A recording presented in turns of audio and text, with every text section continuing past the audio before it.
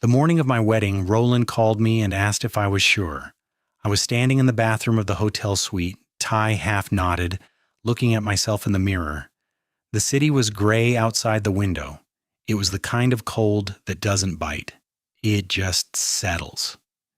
Gets into everything slowly. "I'm sure," I said. "Elliot." His voice had that particular quality it gets when he's trying not to say something, careful, like he's carrying something fragile. "She thinks you're—" "I know what she thinks." A long pause. "And that doesn't bother you."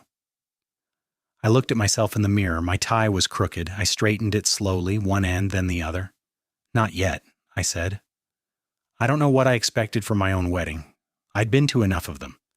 The company alone had produced 4 marriages in the past 3 years, all of them announced at galas, all of them celebrated with the particular kind of enthusiasm that comes when money and ambition find each other and call it love.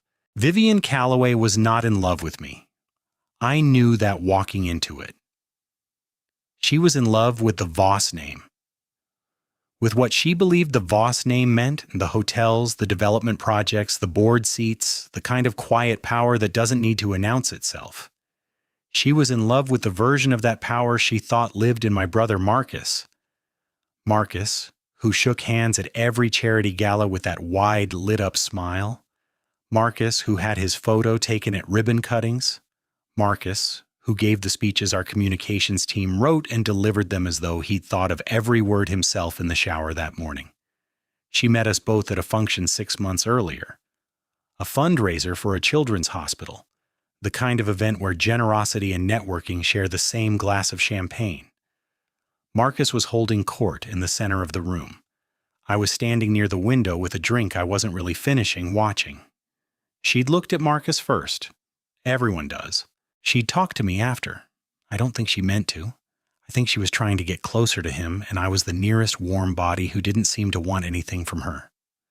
We talked about the view, about a book we'd both apparently read and remembered differently, about the particular exhaustion of rooms like this one.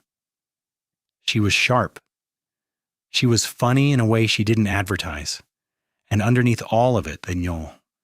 The dress, the posture, the careful calibration of every word, I could see something tired, something that had been working very hard for a very long time.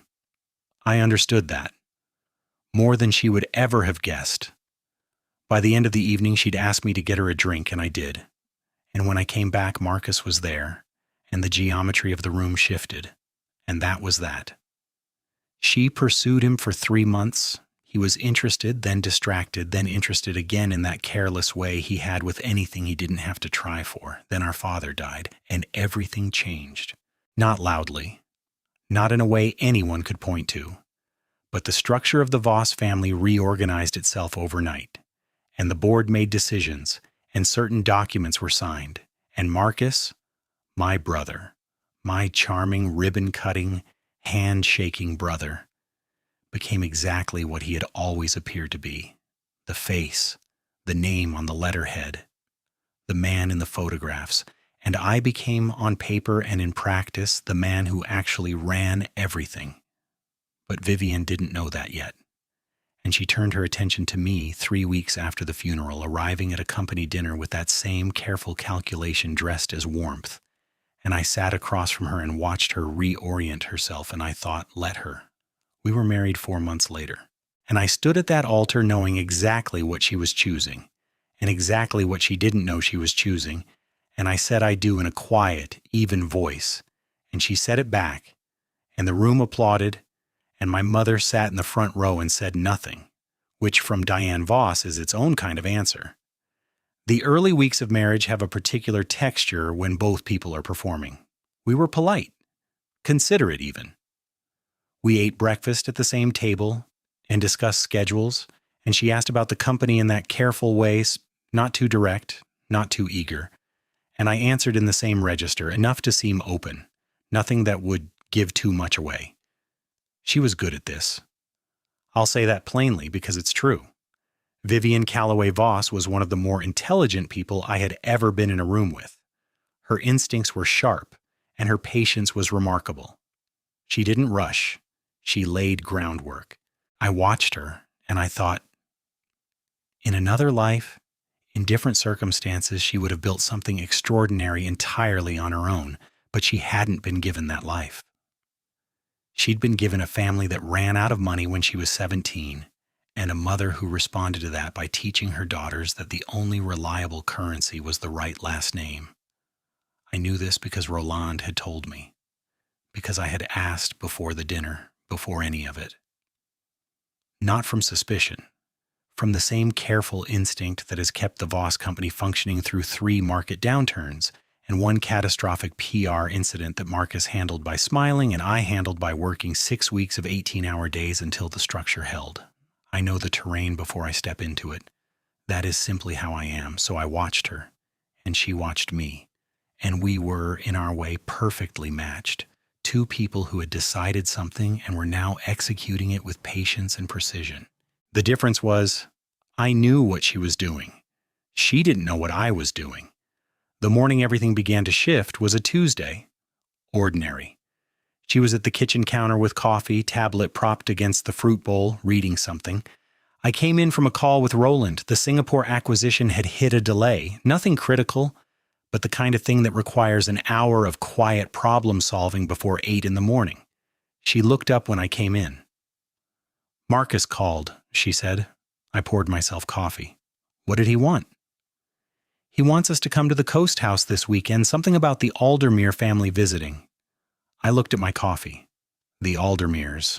Old money, good connections, and a daughter who had, at the last count, been almost engaged to Marcus twice. Interesting. We can go, I said. She looked at me for a moment, just a beat longer than casual. He said to tell you the Hargrove numbers are on your desk. A pause. He said you'd know what that means. I did know. It was Roland's doing. A deliberate redirect, sending things through Marcus so Vivienne might intercept the name and draw her own conclusions. We had talked about this. It was careful and slightly absurd, and I had told Roland it was unnecessary. He had told me I was underestimating how observant she was. He was right. She was already watching. Thank you, I said. And I sat down across from her with my coffee, and I opened my own tablet, and for about 10 minutes we sat in comfortable, productive silence. It was, I realized somewhere in that silence, the most genuinely pleasant I had felt in weeks. That surprised me. I hadn't expected her to be a comfortable presence. I'd expected calculation. And the calculation was there. I could feel it, the way you can feel a current in water even when the surface is still. But underneath it, or maybe alongside it, there was something else. Something that had nothing to do with strategy. She laughed suddenly at something on her screen. Not a polished laugh. A short, startled one, like she'd forgotten herself. She glanced up and caught me looking. Sorry, she said. Don't be, I said. She looked back at her screen. But the corner of her mouth was still turned up just slightly, and I thought about the woman at the window of that hospital fundraiser talking about a book she'd remembered differently than I had. And I looked back at my own work and felt something I hadn't accounted for in any of my careful planning. The Coast House weekend arrived with the particular kind of pressure that Voss family gatherings always carry: polished surfaces, old furniture that costs more than most people's cars, a quality of light that makes everything look like a painting of itself. My mother was already there when we arrived. She was on the terrace with a book and a glass of something cold, and she watched us come up the path with that expression she has, neutral, measuring, completely unreadable to anyone who doesn't know her. I know her. She was watching Vivienne. Vivienne, she said, kissing her cheek, you look well. Thank you, Diane, so do you. They regarded each other for a moment, 2 extraordinarily precise people with absolutely nothing to prove and everything to notice. Elliot. My mother turned to me and her face changed. Not dramatically, not in any way Vivienne would likely catch. Just a small softening around the eyes. Come find me before dinner. I said I would. Marcus arrived an hour later, loud and warm as a July afternoon, the Aldermere family in tow. Charlotte Aldermere, the daughter, was elegant and laughed easily and positioned herself near Marcus with practiced naturalness. Her parents were the pleasant, performative kind of old money. Gracious, unrevealing, fully aware of what they were evaluating.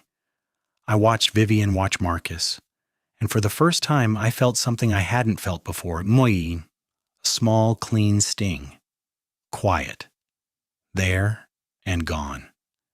She recovered almost instantly, pivoted to Charlotte Aldermere with genuine warmth, which surprised me because Vivienne's warmth is usually deployed with surgical precision. This was different, natural, like she'd met someone on her own wavelength. I filed that away. Before dinner, I found my mother in the library. She was standing at the window. She didn't turn around when I came in. "She's sharper than I expected," she said. "I know." "She's looking for the money, Elliot." "I know that too." She turned around then. She had the same eyes I do.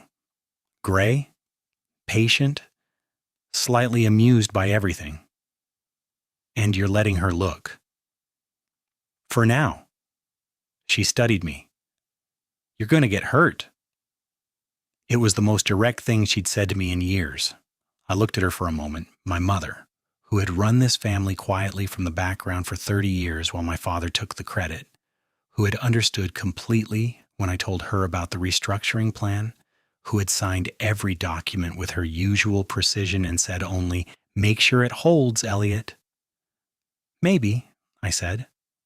She turned back to the window. "She's not a bad person." "No," I agreed, "she isn't." That almost makes it worse. I didn't answer that because she was right. Dinner was long and well catered, and Marcus gave a small toast that was charming and meaningless, and everyone applauded. Vivienne sat beside me and passed the bread basket, and once, when Charlotte Aldermere said something that landed exactly right, she pressed her knee briefly against mine under the table. An involuntary thing, I thought. Just the reflex of sharing a joke with the nearest person. I kept my expression even, but I felt it. 3 months into the marriage, Roland appeared at my office door with 2 coffees and the look he gets when something has confirmed his worst predictions. He put both coffees down. He sat. "She had lunch with Brenner," he said. "Brenner. Our family's primary legal contact for estate and inheritance matters.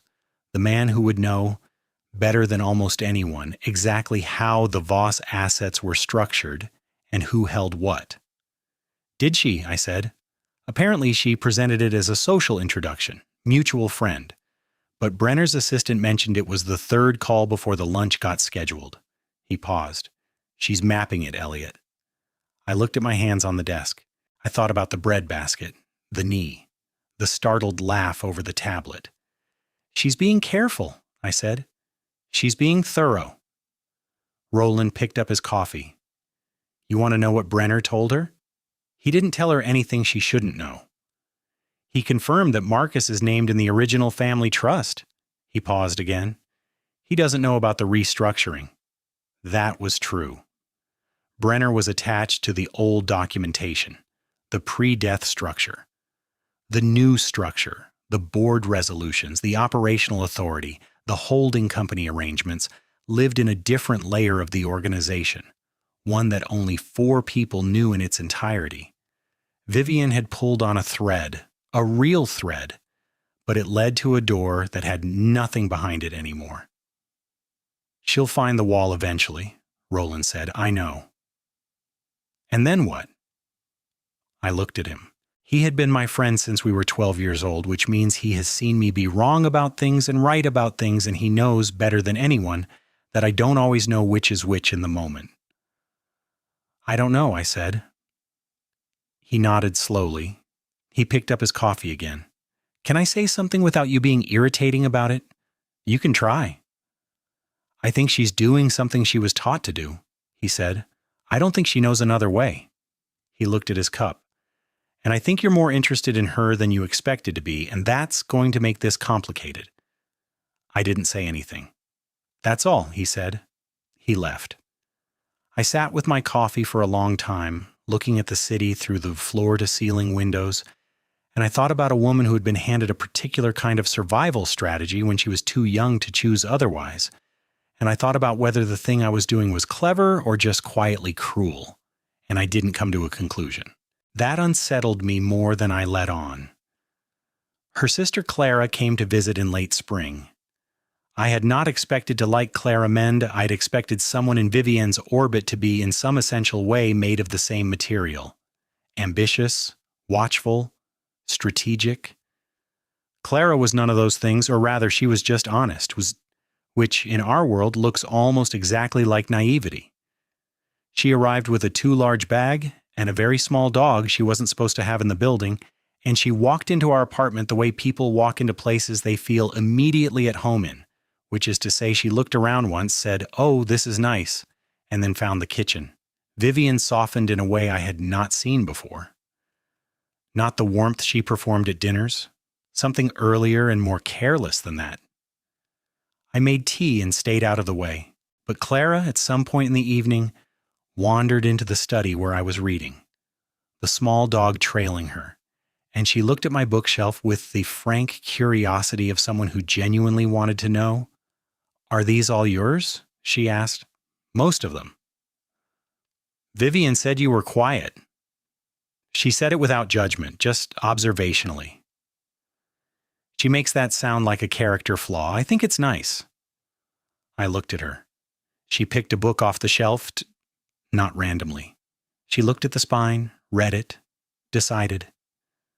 "She's trying, she said, still looking at the book. "I know how she is. I know what it looks like from the outside, but she's trying with you." I didn't know what to say to that. "She talks about you," Clara continued. "Not the way she talks about—" She stopped, started again. "Not strategically, just she'll say something you said, something funny, like she forgot she was telling me." She put the book back.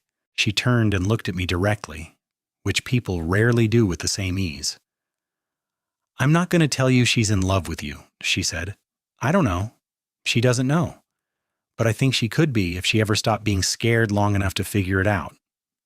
She picked up the dog and went back to the living room. I sat in the study for a long time after that. The lights of the city came on slowly as the evening deepened, and I sat there with a book I wasn't reading, and I thought about Vivienne saying something I'd said without meaning to, without it being a calculation, and I felt the territory of this marriage shift under me in a way I hadn't fully anticipated. I had gone into this with a plan, careful, considered. Plans, I was learning, do not account for the particular quality of a startled laugh over a tablet in a quiet kitchen. They do not account for sisters who tell you inconvenient things without cruelty. They do not account for the fact that watching someone be genuinely, unguardedly happy, even briefly, even in passing, can change something in you without your permission. It was Roland who first showed me the photograph. Not a damaging one. Not a betrayal. Not in any concrete sense, just Marcus and Vivienne at what appeared to be a coffee meeting. The kind any two people in the same family's orbit might have. Broad daylight. A restaurant near the office. The date stamp was from 2 weeks ago. I looked at it. I turned it face down on the desk. "Who took this?" I asked. "Security rotation near the Aldermere building, random." He paused. "I wouldn't have flagged it except—" "How many times?" A pause. "This is the second." I sat with that. I want to be honest about what I felt because I think it matters. I wasn't surprised exactly. I had known the architecture of this marriage going in. I had accounted for Marcus being a variable. He always was. He didn't do it maliciously. That was the thing about Marcus. He simply moved toward whatever was warm and close, like a man who has never needed to think about consequences because consequences had never landed on him.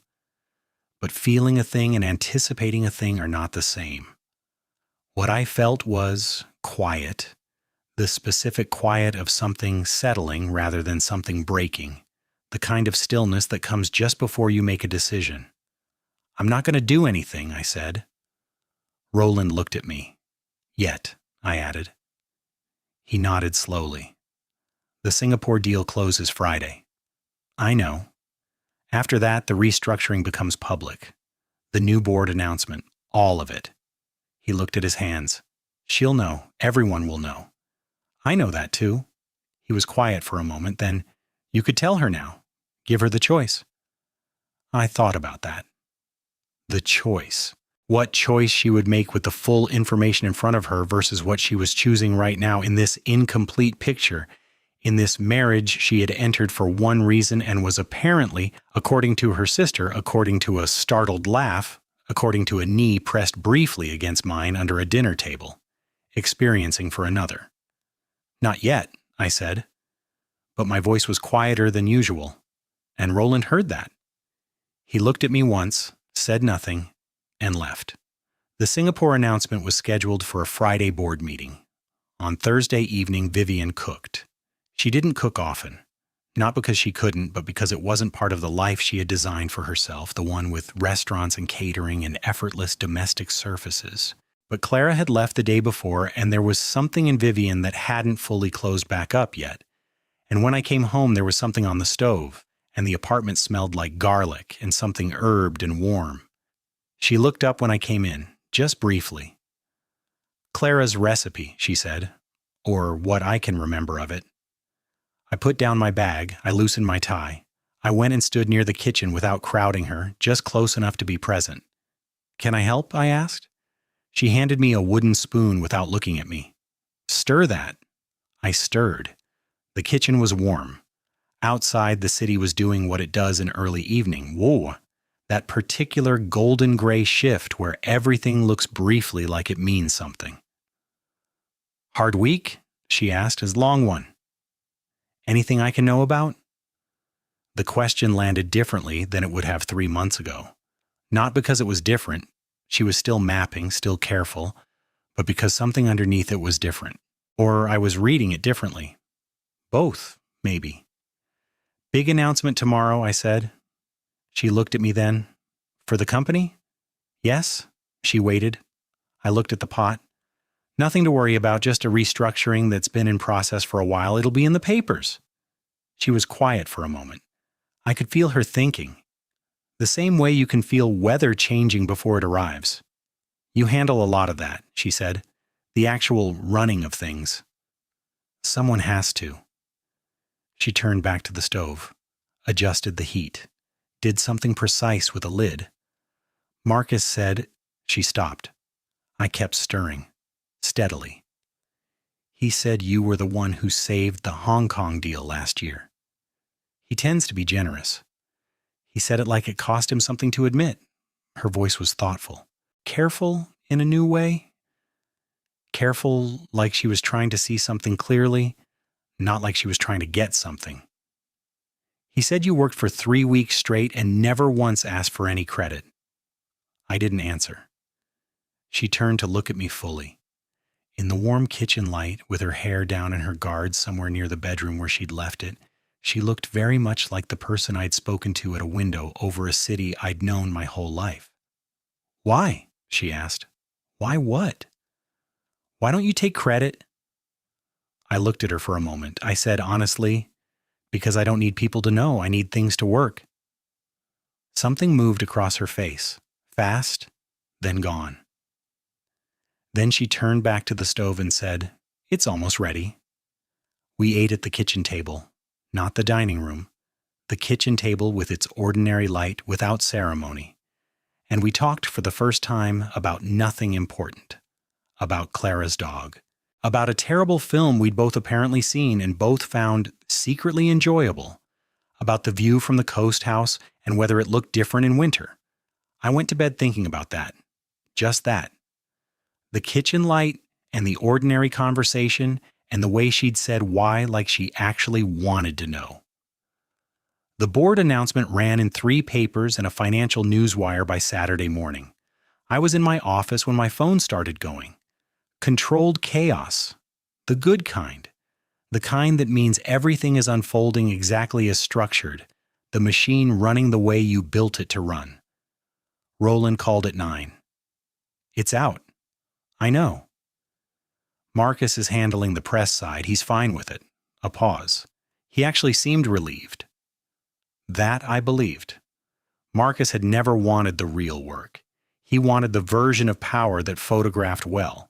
The new structure gave him exactly that: the title, the public face, the gala appearances, and gave me the operational reality, which was the only part I had ever wanted.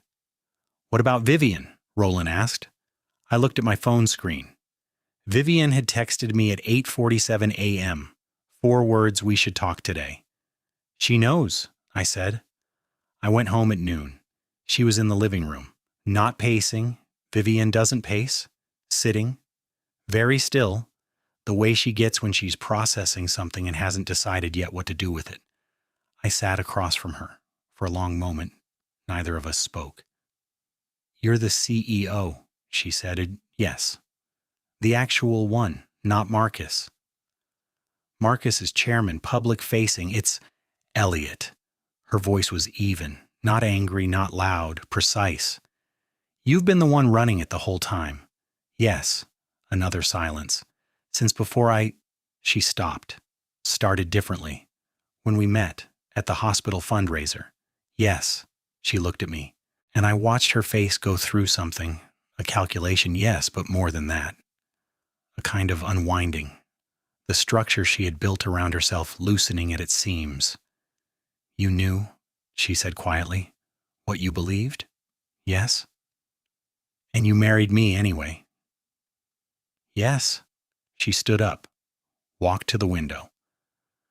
Outside, the city was doing nothing particular and just existing, which it does with an astonishing lack of regard for the private devastations happening inside its buildings. "I should be angry," she said to the window. "You have the right to be." "I am angry." A pause. "I'm also—" She stopped again. I waited. "I don't know what I am," she said. That I believed completely. She moved to the guest room. Not dramatically. She carried her own things. She didn't throw anything or make pronouncements. She simply, with her usual precision, created distance. I let her. I went to work. I closed the Singapore deal. I had 3 calls I needed to have and 1 board meeting that required more patience than I had readily available. And I sat through all of it with the even, measured presence that people mistake for coldness. And that is, if I'm honest, simply what focus looks like when I'm also absorbing something difficult. Roland took one look at me on Monday and said nothing, which is his version of compassion. On Wednesday, my mother called. "How bad?" she asked. "She knows." A pause. "And?" "She's thinking." "Elliot?" My mother's voice was dry. "That woman has been thinking since before she could walk." "What are you doing?" That stopped me. What was I doing? I was waiting, as I always did, patient and certain and held behind my own careful stillness. "I don't know," I said, for the second time in a month. My mother made a sound that was not quite a sigh. "Your father waited too long on everything he ever loved," she said. "He thought patience was the same as control. It isn't." She hung up. I sat in my office a long time after that. The city outside, the work on my desk.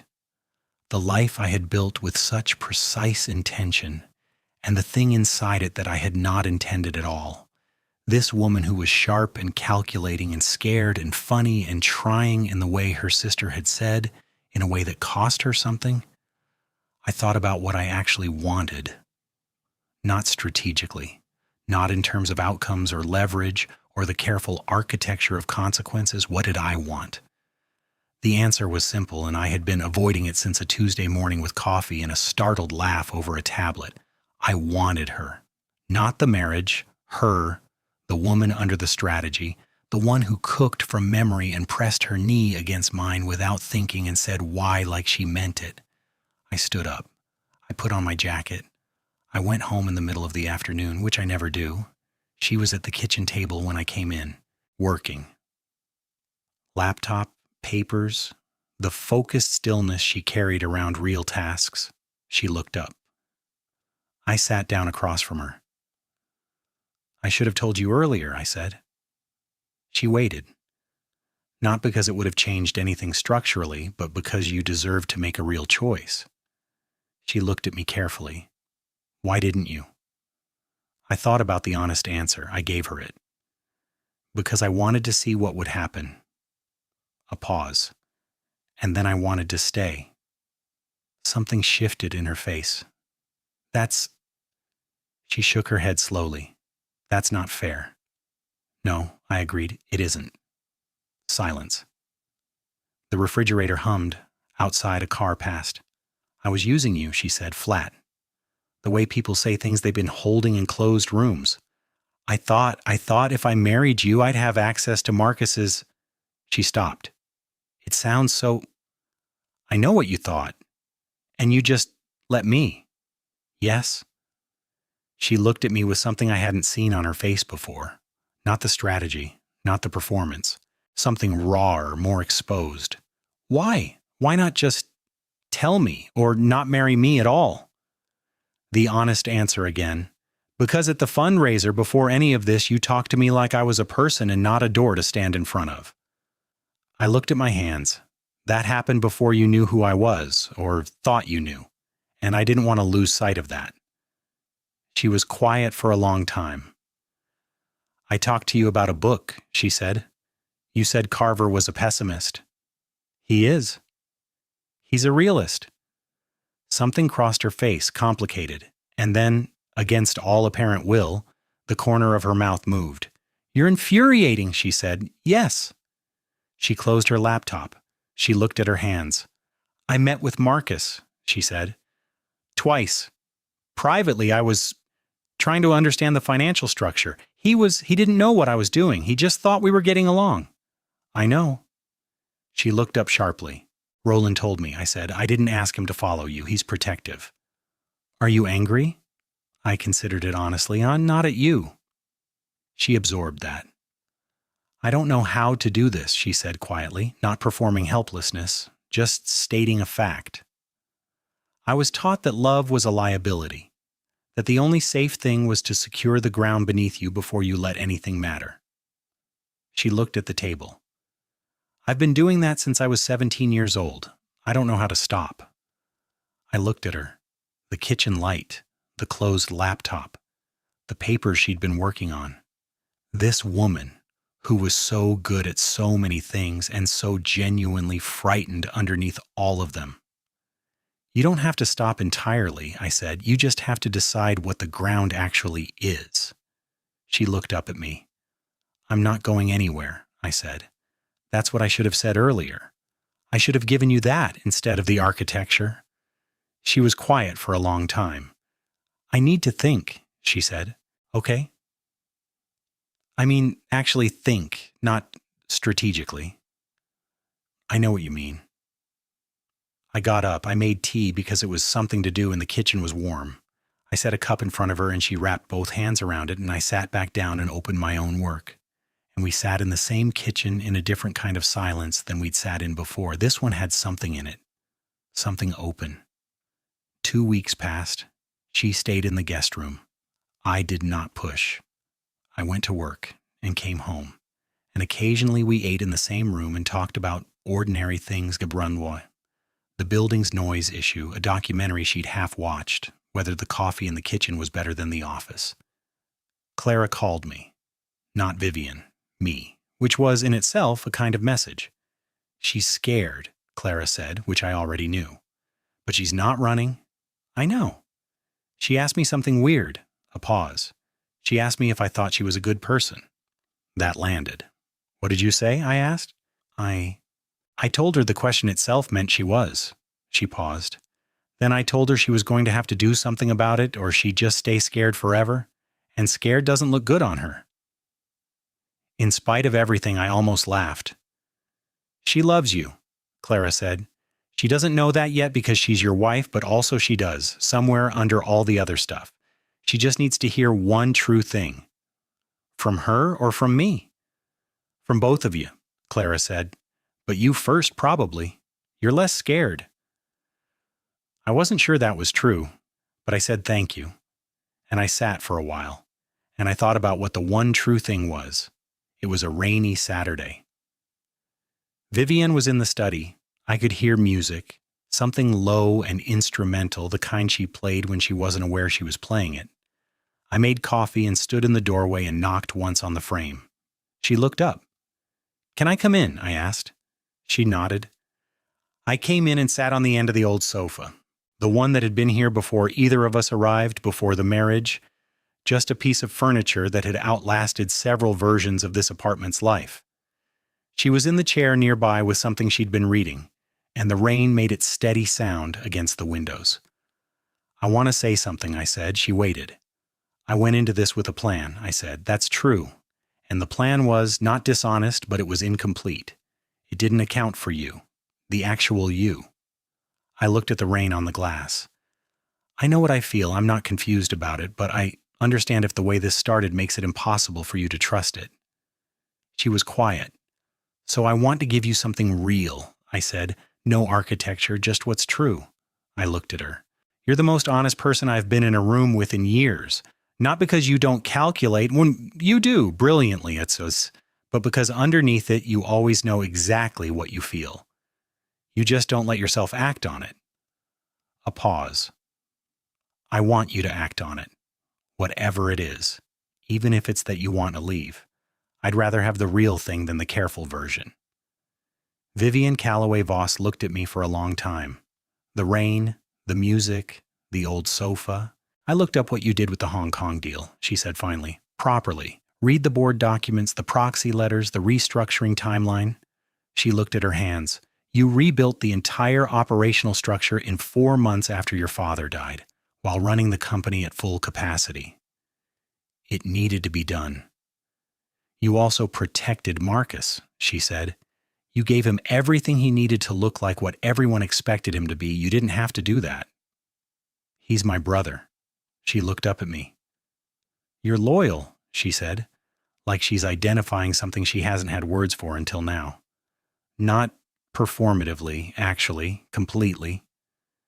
"It's not a virtue," I said. "It's just how I'm made." "I'm not." She said it quietly, without self-pity. "I was made the opposite way. Look out for yourself. Secure first, trust later, usually never." She looked at the window. "I've spent 15 years doing that, and She stopped. "I'm tired. Elliot, I'm really tired." Something in my chest shifted, quietly, like a room unlocking. "You don't have to keep doing it," I said. "Just like that?" "Not just like that. It'll take a while, but you've been doing it with me, and I'm not going anywhere, which means you've been practicing in a safe place without realizing it." She looked at me. "The breadbasket," I said. She frowned slightly. "First dinner at the Coast House. You passed me the breadbasket, and then you pressed your knee against mine when Charlotte said something funny. You weren't thinking. You were just there." She was very still. "That's what I'm talking about," I said. She came back to our room on a Sunday night, no announcement. She simply appeared in the doorway with her things, and I was reading, and she said, "This is still my room too." "It always was," I said. She put her things away. She got into bed. She lay on her side facing the window for a while, and then she turned over and looked at me. "And I'm not there yet," she said. "I know. But I'm trying." "I know that too." She looked at me in the low light. "How are you so patient?" "I'm not patient," I said. "I just know what I want." She was quiet a moment. "What do you want?" I looked at her across the space of our bed. "This, specifically.